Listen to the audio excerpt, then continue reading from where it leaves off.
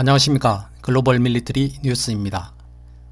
우크라이나 실시간 전선 상황과 주요 동향 전달합니다.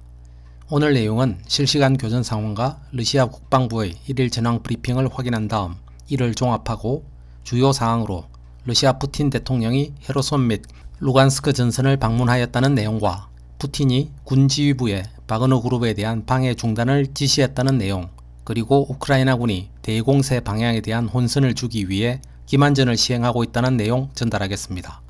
먼저 실시간 교전 상황입니다. 실시간 교전 상황은 러시아 국방부의 브리핑에 비해 하루 늦은 내용임을 참고하시기 바랍니다. 4월 17일 우크라이나 실시간 교전 상황. 우크라이나의 드론이 벨고라드의 에너지 시설을 공습하였습니다. 폭발로 블리즈나야 이구멘카와 드라군스코이의 변전소에서 화재가 발생하였습니다. 동시에 우크라이나군은 하루 종일 국경지역의 주거지에 포격을 가했습니다. 보리소버스키 지구와 쉐베킨스키 및 허레이보론스키 도시지구의 주택과 인프라를 타격하였습니다. 빌로호리오카 인근의 리시찬스크 구역에서는 러시아군이 우크라이나군 위치에 대해 공격을 실시합니다. 주거지역의 남동부에서는 전진하는 부대가 우크라이나군의 방어를 뚫기 위해 치열한 교전을 펼치고 있습니다. 바흐무트 공격이 계속되고 있으며 러시아군은 도시의 80% 이상을 장악하고 있습니다. 끔찍한 상황에도 불구하고 우크라이나 사령부는 무의미한 저항을 계속하며 점점 더 많은 병력을 죽음에 이르게 합니다. 도시 북부에서는 바그너 용병부대 전투원들이 전체 전선을 따라 적을 압박하고 있습니다. 우크라이나 진영은 바흐무트의 엘리베이터 지역에서 철수하여 또 다른 중요 방어 지점을 잃었습니다. 도시의 중앙과 남쪽에서는 기차역과 고층 빌딩에서 치열한 교전이 벌어지고 있습니다. 러시아군의 일부 성공에도 불구하고 우크라이나군은 이 지역의 방어선을 여전히 유지하고 있습니다. 마린카에서는 드라즈바 그리스 쪽의 중앙지역에서 격렬한 전투가 벌어지고 있습니다. 러시아군 포병은 우크라이나군 보급 루트에 포격을 가하여 도시로 새로운 병력이 충원되는 것을 막고 있습니다. 우크라이나군은 다시 도네츠크의 민간 인프라에 대해 무차별 공습을 가하고 있습니다. 우크라이나군은 일상적인 포격 외에 레페스토크 대인지뢰를 탑재한 로켓을 다시 사용하였습니다. 헤르손 방면의 상황은 여전히 무덤 상태입니다. 드니프르강 왼쪽 강변에 대한 포격이 수그러들지 않고 있습니다. 러시아군은 공격을 누그러뜨리기 위해 시도하고 있으며 우크라이나군 집결지와 확인된 포격 원점에 공격을 했습니다. 이상 러시아 측 텔레그램이 전하는 우크라이나 실시간 교전 상황이었습니다. 벨고로드의 에너지 시설, 즉 화력발전소에 대한 우크라이나 드론 공습건은 어제 뉴스에서 전해드린 바 있습니다. 한편 러시아 측 오신트들에서는 바흐무트 기차역 점령과 관련하여 상반된 정보가 제공되고 있습니다. 일부에서는 바흐무트 기차역을 러시아군이 점령했다고 하지만 또 다른 텔레그램 채널과 라이바 텔레그램 채널에서도 아직 기차역은 우크라이나군이 장악하고 있다고 밝히고 있습니다. 바흐무트 지역의 80%를 러시아군이 장악하고 있다는 것은 공통적으로 전해지는 정보입니다. 다음은 러시아 국방부 1일 전황 브리핑입니다. 러시아 국방부 특수군사작전 진행 상황 보고 2023년 4월 18일 쿠판스크 방면에서는 하루 동안 자파드 그룹 부대가 하르키우주 크라크말로이 등에서 우크라이나 병력 35명 이상, 전차 1대, 장갑차 2대, 미국제 M109 팔라딘 자주포와 D206 사포를 무력화하였습니다. 또한 2개의 사포타주 및 정찰 그룹을 하르키우주 신코프카와 루간스크주 노보시오롭스코이에서 격퇴했습니다. 크라스니 리만 방면에서는 첸트르 그룹 부대가 루간스크주 체로보나 디브로바 등에서 80명 이상의 우크라이나 군과 2대의 장갑차를 격파하였습니다. 도네츠크 방면에서는 바그너 그룹 돌격 분대가 바흐무트 북쪽, 중앙, 남쪽 지역에서 점령지를 넓혀가고 있으며 유거 그룹 부대 및 공수 부대가 도시를 점령하려는 돌격 부대의 측면을 지원하고 있습니다. 돌격 분대 지원을 위해 러시아군 전투기는 6번 출격했으며 포병은 63차례 포격을 실시하였습니다. 이 방면에서 우크라이나는 군인과 용병 290명을 잃었고 한 대의 보병 전투차량과 3대의 장갑차, 한 문의 MLRS 장착 전투차량, 한 문의 미국제 M777 견인곡 사포, 한 문의 미국제 ANTPQ-50 대포병 레이더 시스템을 잃었습니다. 남부 도네츠크와 자포리자 방면에서는 보스토크 그룹 부대가 도네츠크주 부올레다르 등의 우크라이나군을 공격하여 30명의 병력과 장갑차 2대, D-200 사프 한문을 파괴하였고 자포리자주 훌리아이폴 및 체르보나 크리니차의 탄약고 2곳을 제거하였습니다. 헤르손 방면에서는 우크라이나 병력 25명, 미국제 M777 곡사포 한문, D-30 곡사포 2문을 제거하였습니다. 테르니와 아브디우카에서 제25 항공 강습 여단 및 제110 기계화 여단의 지휘소를 파괴하였고 우크라이나군의 연료 저장소 2곳도 파괴하였습니다. 러시아 방공시설은 세대의 무인기를 하르키우주 카멘카 등에서 격추하였습니다. 이상입니다. 이를 종합 정리하겠습니다.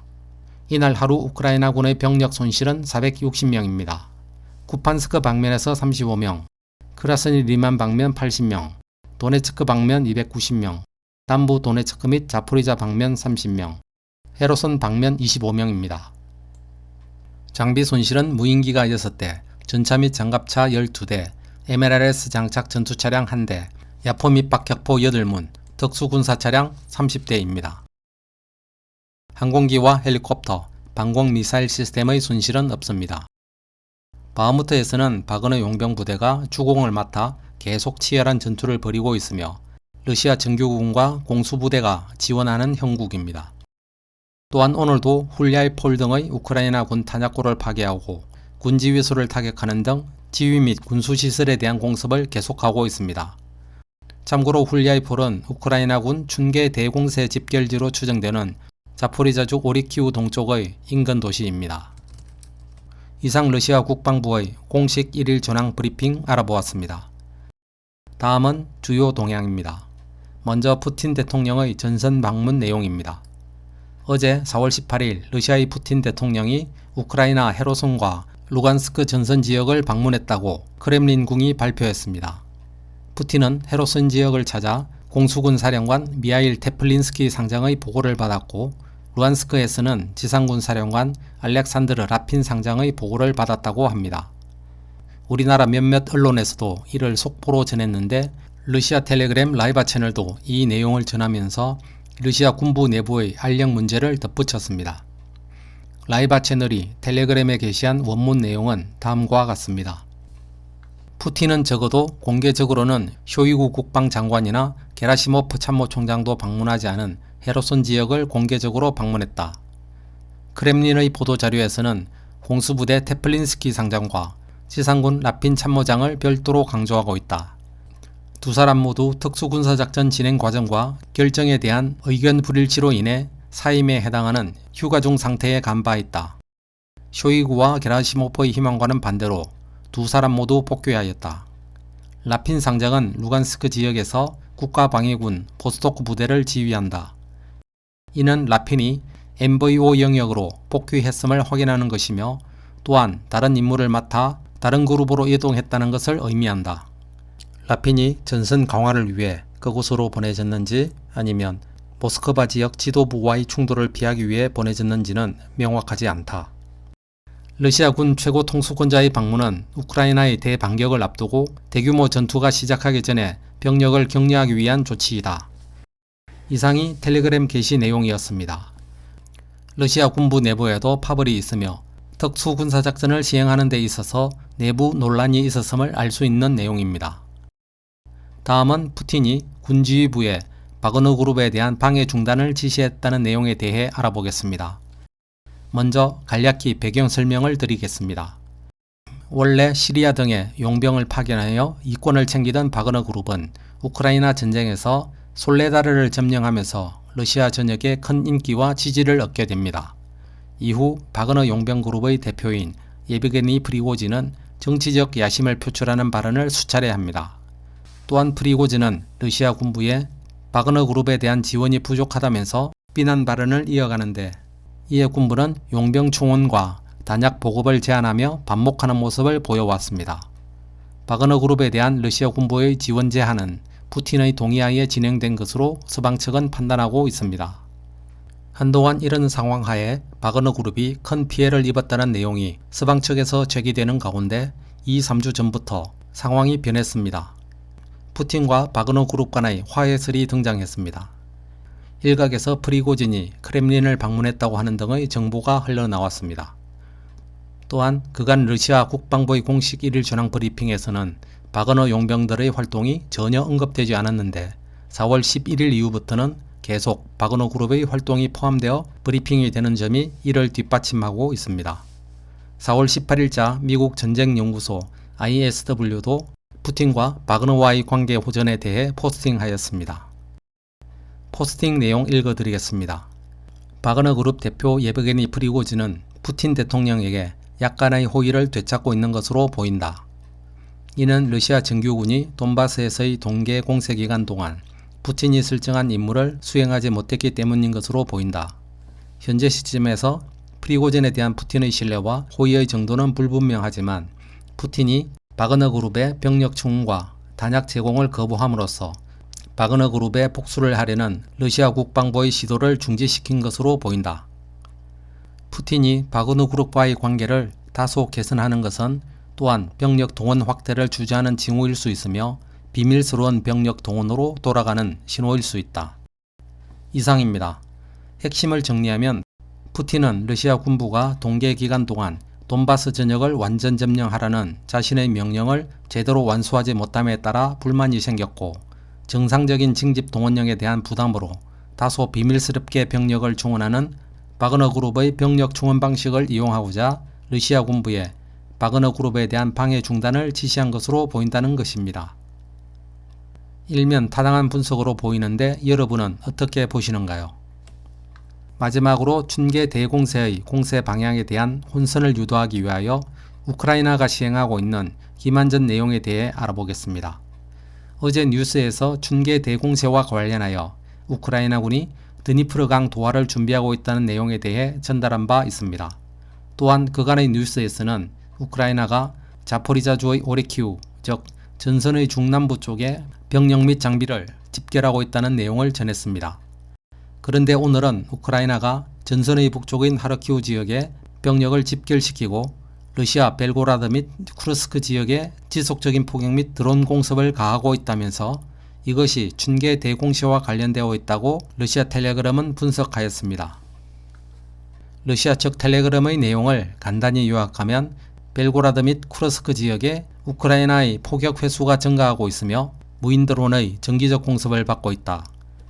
하르키우 방면에서는 제3여단을 포함하여 3,000명의 병력이 있으며 4월 15일에 또 다른 1,000명의 병력이 충원되고 대전차 시스템이 장착된 차량이 도착하였다. 하이마스 세대가 추가 배치되고 향후 전투에 대비하여 부상자 처리 방안이 논의되고 있다. 이러한 우크라이나의 상황에도 불구하고 러시아는 이 방면이 춘계 대공세 방향은 아닐 것으로 판단한다. 그럼에도 불구하고 러시아는 비현실적인 옵션을 포함하여 여러가지 준비를 기울이고 있다. 이상 내용입니다. 말씀드린 대로 춘계 대공세 방향에 대한 기만전 정보전이 치열하게 전개되고 있습니다.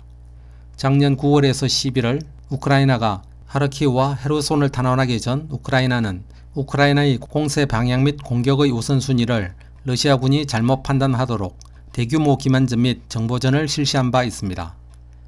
유사한 것으로 보입니다. 우크라이나는 가장 확실하고 가장 타격이 큰 멜리토폴이나 마우리폴을 두고 헤르손의 드니프로 강변이나 하르키우주 북부의 벨고로드, 쿠르스크 지역을 지속 공습하고 있는데 성동격서 전법으로 보입니다. 과연 공세의 방향은 어디일까요? 그리고 그보다 우선 실제로 대공세가 진행이 되며 공세가 진행이 된다면 대공세로 불릴 만큼 공세가 강력할까요? 계속 지켜보도록 하겠습니다. 오늘 글로벌 밀리터리 뉴스의 내용은 여기까지입니다. 내용이 괜찮았다면 구독과 좋아요, 알림 설정 부탁드리겠습니다. 행복한 하루 보내십시오. 감사합니다.